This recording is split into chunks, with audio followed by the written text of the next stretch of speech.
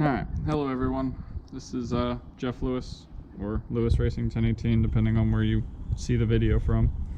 I've had a few people ask me for like a 2021 spec of the car, so I figured I'd make a video on it here. So here's my 2018 Chevy Camaro SS1LE. It's less power than stock, but far from stock, if that makes sense. I guess we'll start right here up front. So it has a 2019 hood on it. I had an aftermarket one during the 2020 season and I wasn't a fan, so I figured I'd upgrade to this. A little bit of venting, looks pretty cool actually, in my opinion, with the 18 style bumper. So moving on straight to the front here, I have an Anderson Composites.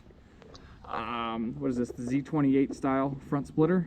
So it's pretty solid extension here on the sides, like for my hands here. I mean, it's pretty big, and at the front it's actually pretty small, but it has its built-in air dam here.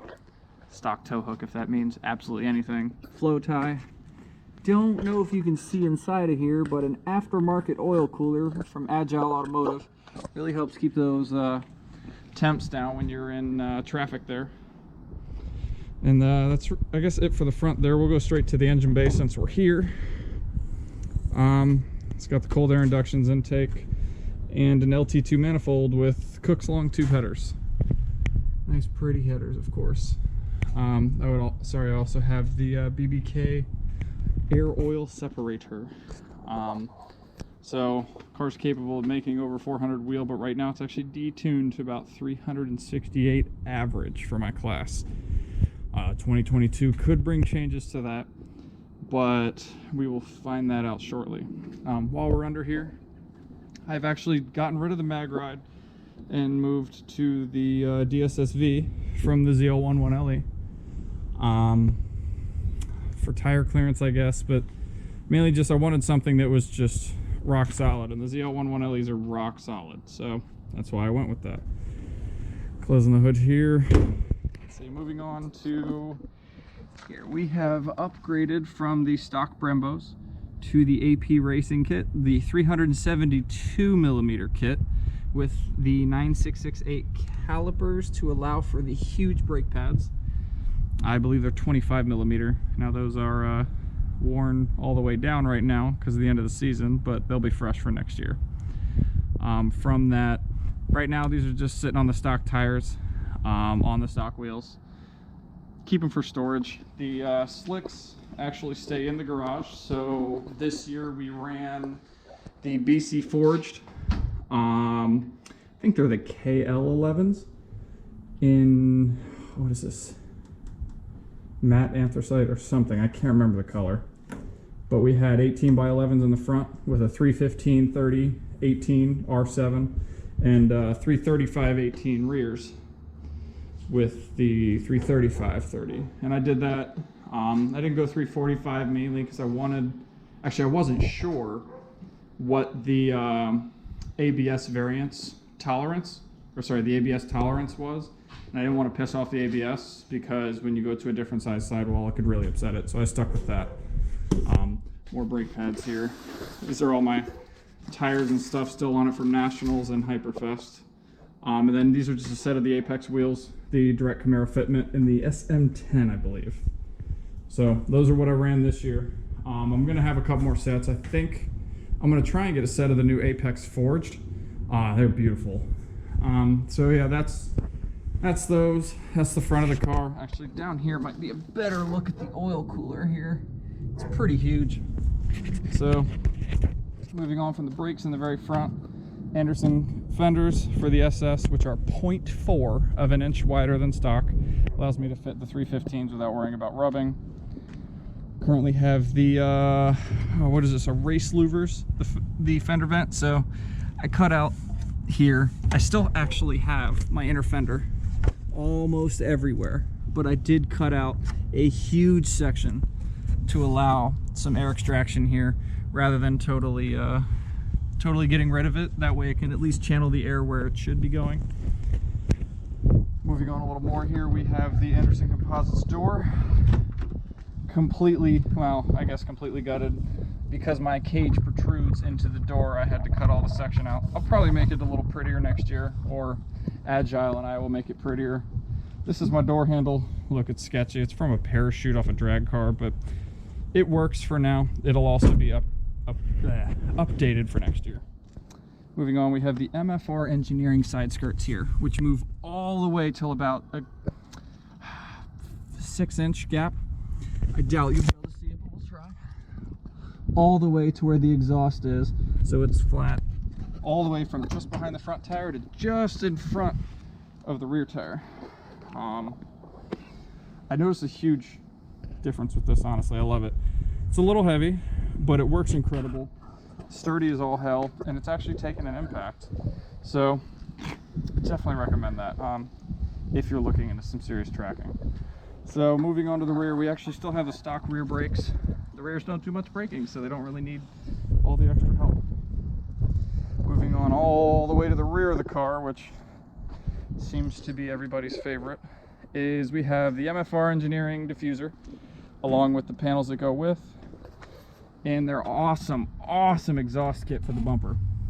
So it funnels the exhaust up and past and has this I call it a gate, but it's more of a wire net-ish kind of thing.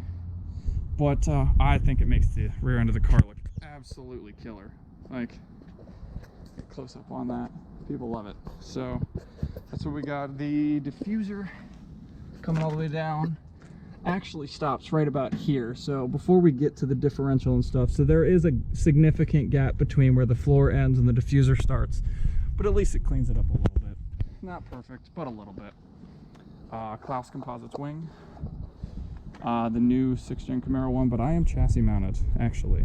Cut holes in the trunk and chassis mounted it. It's just worked for me. It's what I wanted. I'm going to lower it a little bit for next year. It sits a little high. FIA rain light from Lifeline. Anderson Composites trunk. I know I need to fill this in. I'm just lazy. Don't judge me, please. Let's see what else. Exterior wise, that's really it. For 2022, sorry if I've gotten the years wrong, by the way, but for 2022, I think I'm going to be moving to the Anderson Composites hood, which actually gives me some extra vents, and of course is a little lighter. Moving on to the interior, which is what everybody wants to see for some odd reason. We are gutted. There is interior no mas. It's got the full cage from Agile Automotive, which I think is great. And I've taken everything out of the back. There's really just all the required wires left. This is really all we have left here and here. I don't know, it was too excessive to remove it, plus the stock bar, per the rules, the stock knee bar can stay as long as you don't remove the dashboard. So it was easier to do it, especially because I was on a time crunch with the cage last year. No passenger seat. Instead, we have a fire extinguisher.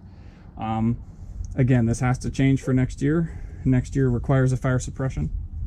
So we're going to be doing that. Should be cool. I'm thinking about mounting back here possibly.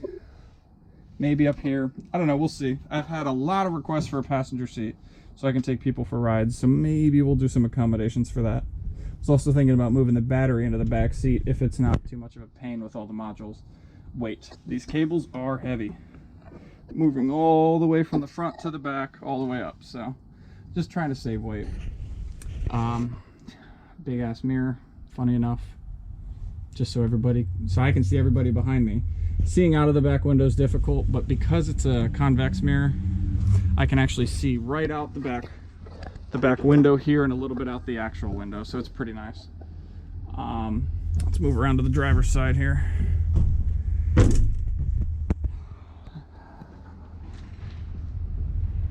So as we move over to the driver's side, that's where people have fun.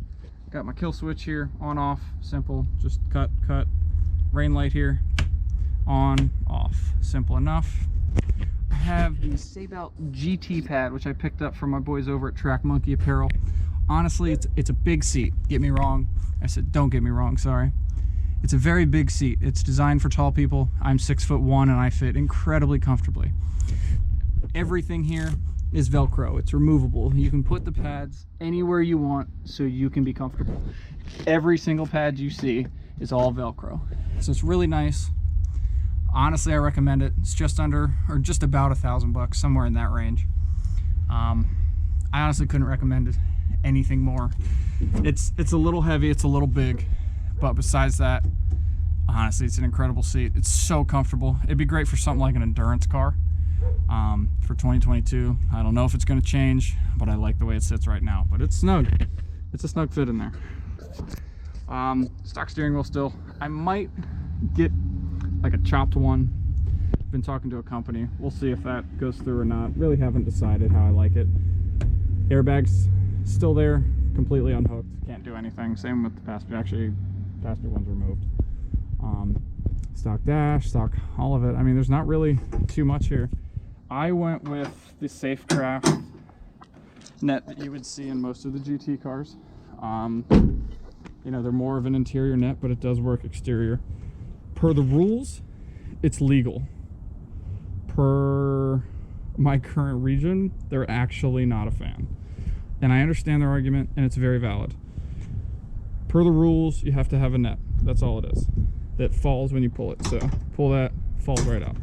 But my region is not a fan because my arms can technically go under here. So it's not mounted at the top here and go all the way to the bottom, which is, I don't know, I guess you can call it a loophole.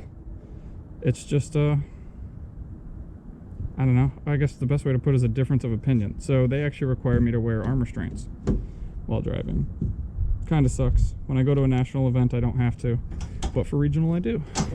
So, yeah, guys, I mean, there's really not a whole lot to it here. It looks wild and crazy per some people, but I mean, it's really quite simple. Here's nationals. So I'd claimed 378 wheel horsepower. Torque doesn't matter. I just threw a number, and a min comp weight of 3635.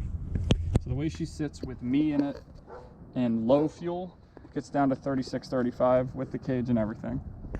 I think I can get about 100 pounds more out of it for next year. Just some of the things up front. Driver himself could probably lose a few pounds, to be totally honest with you. So yeah, I mean, here's a look at the 2021 Spec Lewis Racing Camaro. Pretty cool. I did change the numbers before Hyperfest.